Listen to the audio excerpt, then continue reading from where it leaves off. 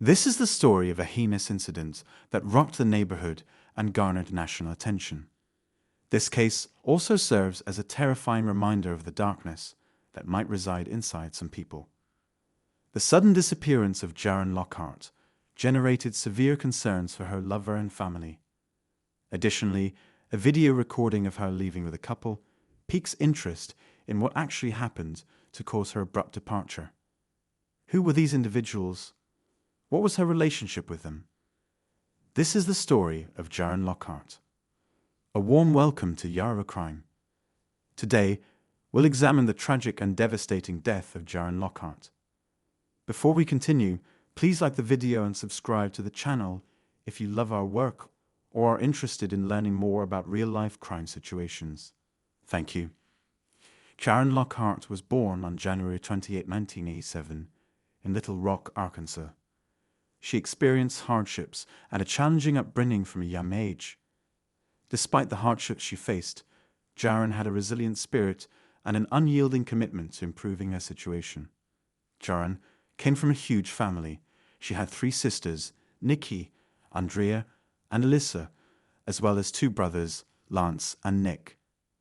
Sadly, Jaren's home, despite being large, was also seriously troubled. According to Jaren Lockhart's friend, Katarzyna Friedman, who was close to her, she loved art and would often stay up late writing poetry. Friedman also stated that Jaren used her poetry and drawings to communicate her feelings. She also adored cosmetics. Jaren met Jeremy, and they soon began a relationship. They lived together for 8 years and had a daughter named Riley. According to reports, Jaren was a devoted mother who always treated her daughter with the tenderness and affection that she had always desired. Although it was difficult as she struggled to balance these obligations, because education for her was not easy. 2011 saw Jaren at the age of 22 and the mother of a 3-year-old girl. She had good ties with her family, friends, and acquaintances. She was someone you would want around and was adored by all, as her friends and family could attest. Despite these testimonials about her, she did not have a particularly easy life. She began working at Stiletta's Bar on Bourbon Street in 2009, then moved on to Temptations, which was billed as a neighborhood gentleman's club. Jaren danced here to make ends meet while her boyfriend Jeremy searched for a job. It is important to remember that the dancing industry can be very risky, especially when dancers agree to work at private events just to augment their income. Unfortunately, Jaren would discover how wicked some people can be in the most terrible way.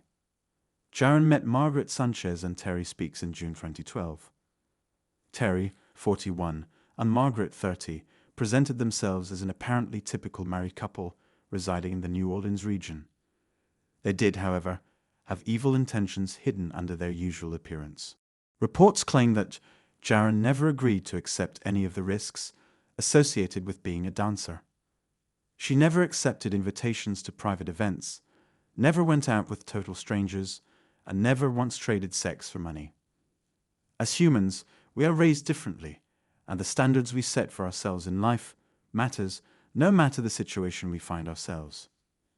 In a report by Kristen Miller-Mettery, a former dancer who worked with Lockhart, and the couple said she didn't leave with strangers, she left with what she thought were friends.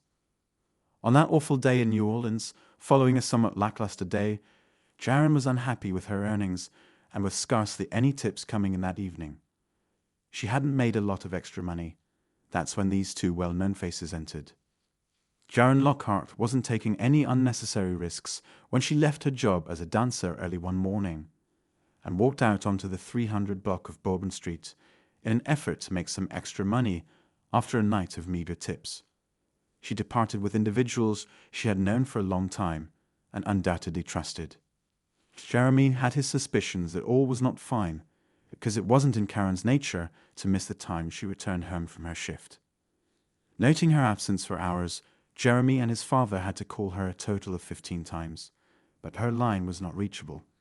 After several hours of agony, Jeremy had to file a missing persons report. Jaren Lockhart's disappearance on June 6, 2012, understandably made her friends and family concerned about her safety. As the days grew into weeks without any sign of her, friends and relatives started to worry a lot. By this point, an investigation into her disappearance had already begun. As the investigation began to unfold, a surveillance footage was seen capturing Margaret Sanchez, Terry Speaks, and Jaren Lockhart as they exited the Temptations Club, where Jaren was working, and this was the last time Jaren was reportedly seen. On June 7, 2012, beach workers discovered a human torso on the beach. Although it was reported that the torso had 3 piercings, the body appeared to be that of a young woman. At this time, Michaela Chinook, another young woman, was also reported missing, and investigators weren't precisely sure whose corpse it was. The likelihood that it belonged to Michaela was eliminated 2 days later when yet another heartbreaking finding was revealed. There were reports of a severed leg on the Pass Christian beach. More body pieces were discovered between Bay St. Louis and Long Beach as a result of a broader search effort. Also recovered was the opposite leg, 2 arms, and a head. In putting these pieces together, it was discovered that the murderers had made an effort to hide up distinctive traits like tattoos. Police believed the body was Jaren's because of the piercings on her. All hope was lost after discovering her clothing nearby Long Beach, because it was clear that the outfits she wore in the surveillance footage matched those that were discovered. The public disclosure of this news caused deep sorrow and sadness in Jaren's community. An autopsy was conducted on Jaren, which showed that she had a chest wound, which was most likely caused by a knife, and this was the cause of death. Opium was also found in her system as well. According to investigators, 2 French Quarter businesses' security systems captured Lockhart, Sanchez, and Speaks walking together after leaving Temptations.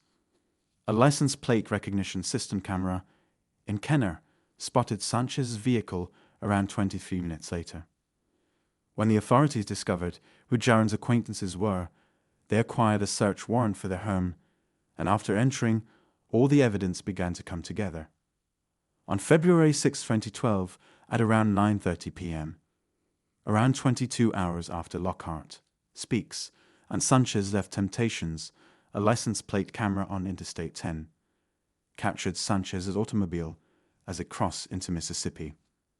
The car was found to have been picked up about 1.5 hours later, as it entered Louisiana again on 1-10. According to the police, they think that's when Lockhart's remains were dumped in the Gulf of Mexico. New information emerged as the authorities questioned the neighborhood's residents. One of them had seen Terry drag several trash bags from the house that evening. He was reportedly having trouble lifting the bags, and one of the neighbors saw 3 or 4, particularly large ones, and smelled bleach coming from the house. Now the couple frequently confused the locals in the area. Margaret was frequently spotted wearing long gowns, high heels, a top hat, and a fanny pack. As a result, she was frequently labeled as socially odd. She was also described as being outlandish and weird. Unsurprisingly, Terry was wanted by the police for a variety of offenses. His 2003 conviction in North Carolina for having sex with a minor led to one of his most serious offenses. He also broke his probation and forgot to register as an offender twice in the years that followed. Because of where Lockhart's remains were found, the Hancock County Sheriff's Office in Mississippi first handled the murder investigation. On June 13, 2012, in Tangipahoa Parish, authorities detained the 2 people on unrelated suspicions. However, the detectives lacked sufficient proof to charge them in connection with Lockhart's murder. The Hancock County Sheriff's Office's detectives invested many hours in their investigation into Lockhart's passing. However, in April 2014, officials in Mississippi chose to transfer the investigation to Kenner Police and the Jefferson Parish District Attorney's Office. On August 14, 2014, a grand jury in Jefferson Parish indicted Sanchez and Speaks. Strangely, Terry admitted to killing Jaren to 2 other prisoners, while doing time in North Carolina, and the 2 convicts ratted him out a few days later.